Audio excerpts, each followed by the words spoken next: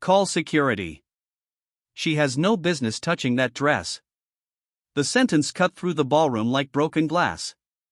Under the cold white lights of the Grand Halston Hotel, more than 200 guests turned toward the woman standing beside the display platform. Elena Brooks froze, one hand hovering inches from an ivory evening gown worth more than everything she owned.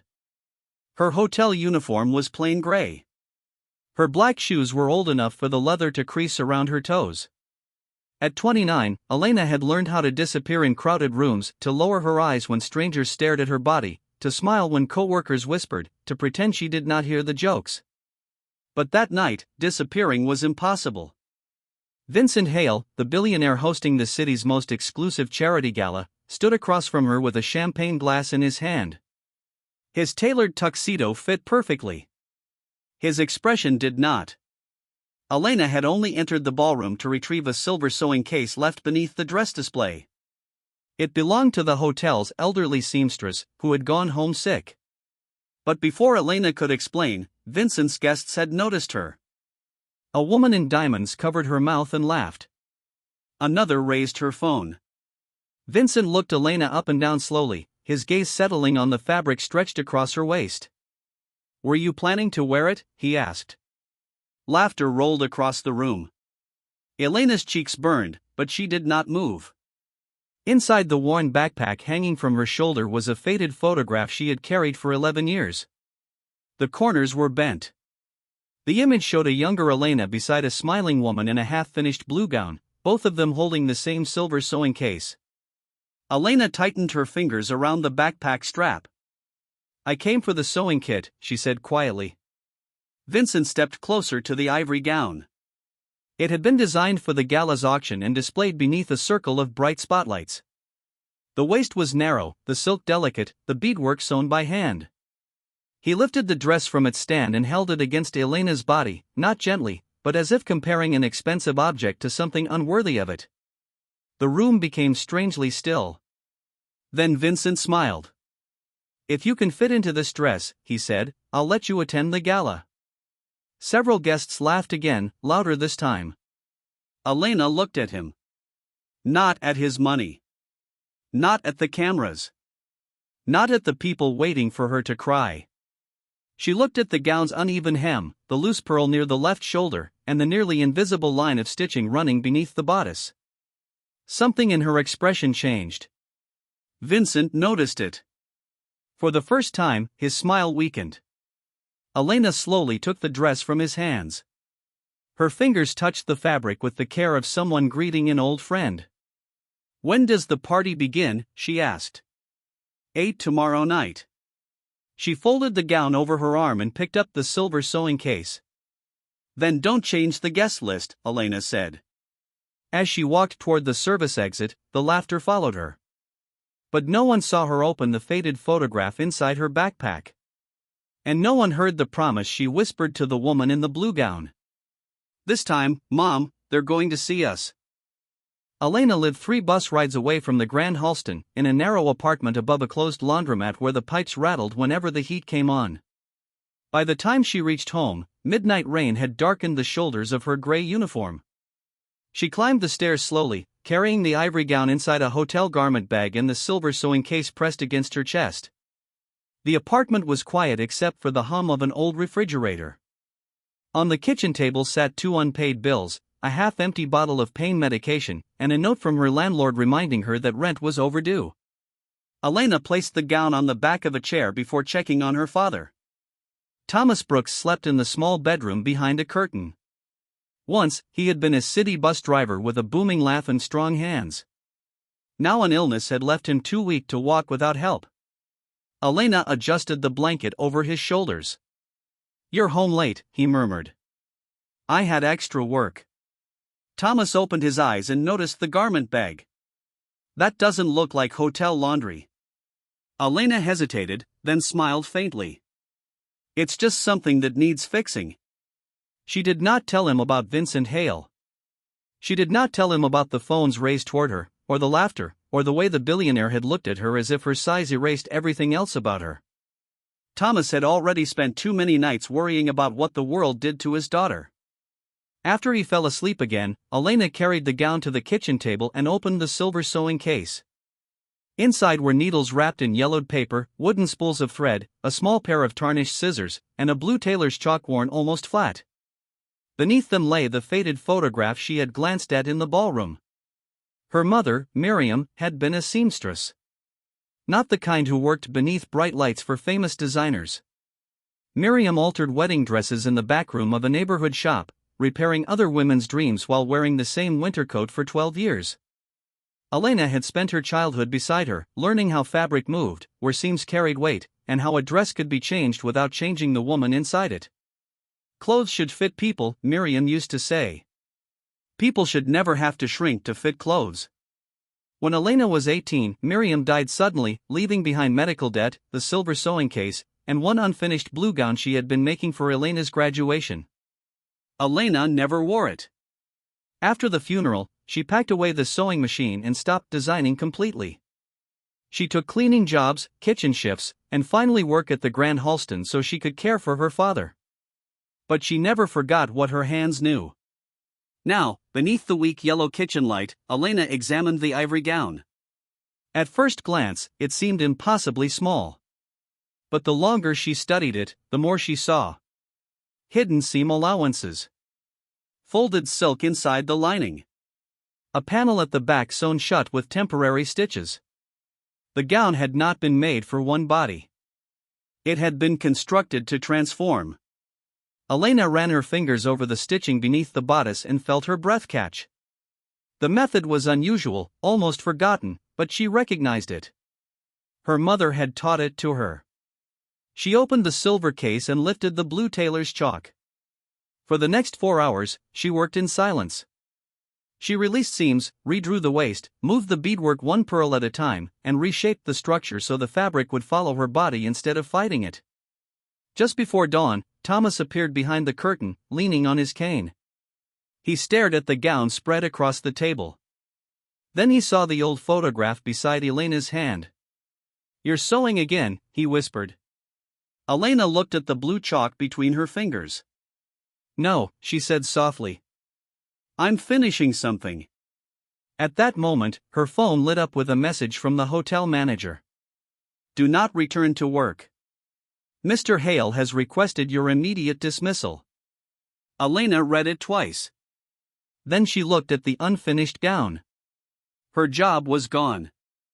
Her rent was overdue. And tomorrow night, every person who had laughed at her would be waiting. By noon, the story had already escaped the Grand Halston. A guest's video of Vincent Hale holding the ivory gown against Elena's body had spread across social media. The clip ended before she answered him, leaving only the laughter, the glittering ballroom, and Elena standing beneath the lights in her worn hotel uniform. Some viewers defended her. Most treated her like entertainment. Elena saw the comments while sitting beside her father's bed, threading pearls onto a narrow strip of silk. She read only 3 before turning the phone face down. Thomas watched her from beneath the blanket. "You don't have to go." Elena tied off the thread carefully. "Yes, I do." "For him?" She shook her head. For every woman who watched that video and remembered a room where people laughed at her. That afternoon, Elena returned to the hotel to collect her final paycheck and clear out her locker. She wore the same gray uniform because she owned little else suitable for the journey across town. The ivory gown remained at home, nearly finished, hanging from the ceiling hook above her mother's old sewing machine. The hotel lobby was crowded with florists, caterers, photographers, and assistants preparing for the gala. Tall arrangements of white roses lined the marble staircase. Crystal chandeliers shimmered above the polished floor. The moment Elena stepped through the revolving doors, the receptionist stopped typing. 2 bellmen turned toward her. Near the elevators, a security guard touched the radio clip to his shoulder. The hotel manager, Martin Kell, crossed the lobby with stiff, hurried steps. "You were told not to return," he said. "I'm here for my belongings." Martin lowered his voice, though everyone nearby was already listening. "You embarrassed Mr. Hale in front of his guests." Elena looked at him calmly. "He embarrassed himself." Martin's jaw tightened. He had spent 20 years learning how to smile at wealthy guests while making workers feel invisible. Elena had watched him ignore broken equipment, unpaid overtime, and complaints about supervisors who humiliated housekeeping staff. Now he glanced toward the security guard. "You need to leave." "I will. After I empty my locker." For a moment, neither moved. Then a black limousine stopped outside. Vincent Hale entered through the main doors with 3 assistants behind him. He looked rested, polished, and irritated. When he saw Elena, his expression changed. Not surprise. Annoyance. He crossed the lobby while several phones quietly rose around him. "I thought we settled this," Vincent said. "You fired me," Elena replied. "That settled my job." His eyes narrowed. "And the dress?" "I'll return it tonight." A smile spread across his face. "So you're really coming?" "You invited me." The surrounding staff became completely silent. Vincent stepped closer, keeping his voice low enough to sound private and loud enough for everyone to hear. "You understand the condition. You wear that exact dress. No replacement. No costume. No tricks." Elena held his gaze. "I understand." He studied her face, perhaps waiting for anger, fear, or apology. She gave him none.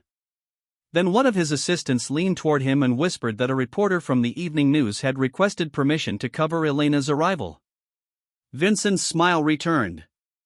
"Let them film it," he said. He believed the cameras would protect his pride. He imagined Elena failing in public, proving that his cruelty had only been a joke she was foolish enough to take seriously. But Elena noticed something as he turned away. Pinned inside Vincent's jacket, barely visible near the lapel, was a tiny silver emblem shaped like a needle passing through a star. Her hands went cold. She had seen that emblem before. It was stamped into the lid of her mother's sewing case. Elena said nothing. She collected her paycheck, emptied her locker, and walked out of the hotel beneath dozens of staring eyes. Outside, rain clouds gathered above the city. She opened the silver case once more and stared at the faded emblem. Then she noticed an inscription scratched beneath it, one she had never seen before. M. Brooks, founding designer. For the first time since the challenge began, Elena was no longer thinking about the gown. She was wondering why a billionaire had been wearing her mother's symbol. At 8 o'clock the next evening, the Grand Halston ballroom glowed like a palace built from glass and gold. A string quartet played beneath the chandeliers. Waiters moved between tables carrying silver trays. Reporters gathered near the entrance, waiting for the woman from the viral video to arrive. Vincent Hale stood at the center of the room, accepting handshakes and compliments as if the gala had already become a triumph. But every few seconds, his eyes moved toward the doors. At 8:15, Elena had not appeared. At 8:30, the guests began whispering. A woman in diamonds laughed into her champagne. She finally understood the joke. Vincent smiled, but tension had begun to gather along his jaw. He had invited cameras to record Elena's humiliation. If she failed to come, the story would no longer belong entirely to him. Then, at exactly 8:42, the ballroom doors opened. The quartet stopped in the middle of a note.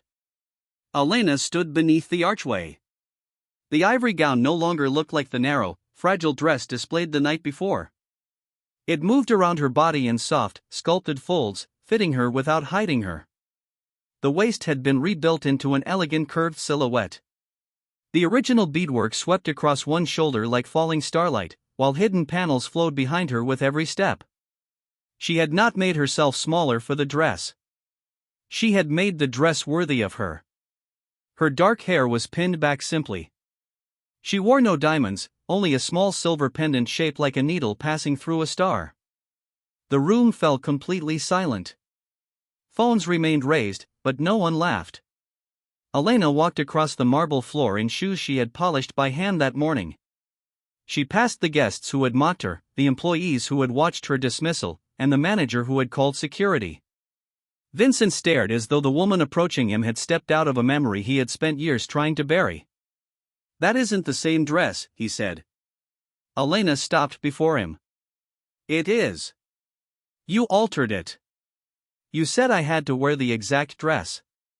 You never said the dress had to remain badly designed. A breathless murmur moved through the ballroom. Vincent reached toward the gown, examining the pearl placement and the expanded back panel.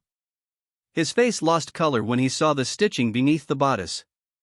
No one uses this construction anymore, he whispered. My mother did. The words struck him harder than an accusation. Before he could respond, a sharp tearing sound came from behind them. The gala's featured auction piece, a second designer gown mounted inside a glass display, had begun to split along the shoulder seam.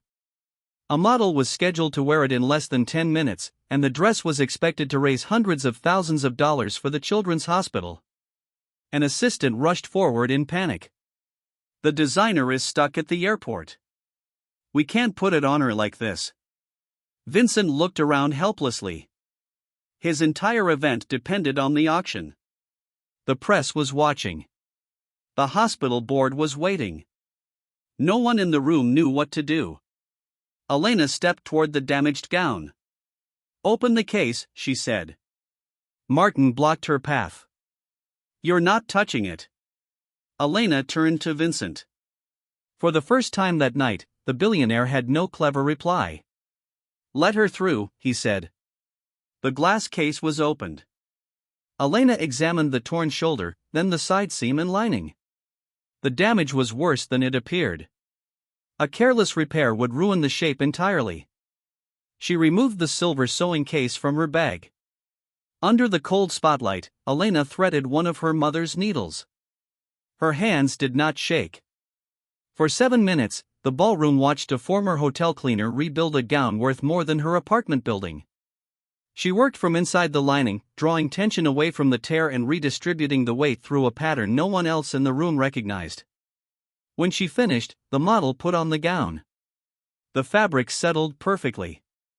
No scar. No bunching. No visible repair. The auctioneer stared at Elena. Then the hospital's elderly chairwoman rose slowly from her seat. Where did you learn that stitch? Elena looked at Vincent, whose face had gone completely still. From Miriam Brooks, she said. The chairwoman's champagne glass slipped from her hand and shattered across the floor. Vincent whispered a name Elena had never heard him speak before. My sister. For several seconds, no one moved. Vincent Hale stared at Elena as though the ballroom had disappeared around them. The broken champagne glass glittered across the floor between his shoes, but he did not seem to notice.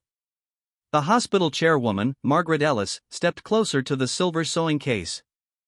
Miriam Brooks was your mother? Elena nodded slowly. She died 11 years ago. Margaret closed her eyes. Pain passed across her face with the weight of an old regret. Vincent turned away from the cameras. My sister disappeared, he said. She chose to leave. No, Margaret replied. You let people erase her. The room tightened around those words. Years earlier, before Vincent became a billionaire, Hale House had been a failing clothing workshop above a grocery store. Vincent handled sales and investors. Miriam designed every garment. But Miriam did not create dresses only for thin models. She designed for women recovering from surgery, women whose bodies had changed after childbirth, women in wheelchairs, and women who had spent their lives believing elegance belonged to someone else. The hidden panels, flexible seams, and weight-distributing stitch Elena had used were Miriam's inventions. Investors hated them. They said larger sizes damaged the brand's image. They demanded narrow samples, exclusive clients, and one perfect body repeated across every advertisement. Vincent accepted their money. Miriam refused their conditions. She signed away her shares, Vincent said, his voice unsteady. She wanted nothing from me. Margaret shook her head. She signed them over because your company was days from collapse. She saved you. Elena looked down at the faded photograph in her hand. All those years, she had believed her mother had simply been a neighborhood seamstress with dreams too expensive to follow. Margaret touched the silver emblem on the case. When I first met Miriam, I was a young nurse with no money. My daughter needed a special dress after spinal surgery. No shop would make one we could afford. Her voice softened. Miriam stayed awake for 2 nights and made it herself. She refused payment. A small act of kindness, forgotten by nearly everyone, had changed Margaret's life. Years later, after building a successful medical foundation, she had searched for Miriam, hoping to fund her work. But Miriam was gone. Margaret had preserved the old workshop records instead. She reached into her handbag and removed a yellowed envelope. I brought this tonight because I recognized the emblem on the auction gown. Vincent stared at the envelope. Inside was the original partnership agreement for Hale House, along with sketches bearing Miriam's name. One document stated that if her inclusive designs were ever publicly used again, ownership of that collection and all profits connected to it would return to Miriam or her legal heir. The ivory gown Elena wore had been created from one of those sketches. Vincent's company had used it without permission. Elena looked at him, but there was no triumph in her face. Only sadness. You laughed at the body she designed it for, she said. Vincent lowered his eyes. I didn't know who you were. That shouldn't have mattered.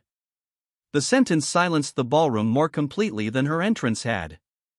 Margaret placed the envelope in Elena's hands. The hospital auctioneer stepped toward the microphone. Tonight's collection does not belong to Hale House, he announced. It belongs to the daughter of its true designer. Applause began near the back of the room. Then it spread. Elena stood beneath the chandeliers holding her mother's sewing case, the old photograph, and the proof that a woman the world had overlooked had never truly disappeared. Vincent looked at her through the rising applause. What are you going to do now? He asked. Elena glanced toward the hotel employees standing silently beside the walls. Then she gave him her answer. First, you're going to hear what people like you never stop long enough to hear. The applause faded slowly. Elena did not step toward the microphone like a woman claiming victory. She walked to the edge of the ballroom, where the hotel workers stood in a quiet line beneath the shadows of the chandeliers. Housekeepers in gray uniforms. Dishwashers with damp sleeves. Servers whose feet ached inside polished shoes. People who had carried the weight of the evening without ever being invited to enjoy it. Elena looked at Vincent. These are the people you walk past every day, she said. Ask them what dignity costs. Vincent's face tightened. Then, for the first time anyone in that room could remember, the billionaire placed his champagne glass on a tray and walked away from the wealthy guests. He stopped in front of the workers. No cameras were invited closer. No assistant prepared a statement. I was cruel, he said. And I was wrong. Martin Kell shifted nervously near the service doors. Vincent turned toward him. Reinstate every worker dismissed for speaking up. Repay the overtime this hotel ignored. And you will personally apologize to Elena. Martin's lips parted, but no words came. Elena shook her head. I don't want my job back. Vincent looked surprised. She held up the yellowed agreement. I want my mother's work back. Within a month, Hale House was renamed Brooks and Hale, with Elena owning the collection her mother had created. She refused to become a symbol placed in advertisements and forgotten afterward. Instead, she opened a design studio where clothing was made for real bodies, large, small, scarred, aging, seated, changing. The first people she hired were seamstresses who had been told they were too old, designers whose ideas had been dismissed, and hotel workers who wanted a chance to learn something new. Margaret funded a program that provided custom clothing for hospital patients returning to school, work, weddings, and ordinary life. The ivory gown was auctioned that night, not to the highest bidder, but through donations raised in Miriam Brooks's name. It brought in more than $1 million. Vincent sold several of his luxury cars to fund the first year of the program. Some called it a public relations move. Elena did not care what they called it. She watched what he did afterward. He attended every meeting. He listened when employees spoke. He stopped using his sister's name as a sad chapter in his past and began treating her work as the foundation of his future. Months later, Elena brought her father to the opening of the new studio. Thomas entered slowly with his cane, wearing a dark blue jacket Elena had made for him.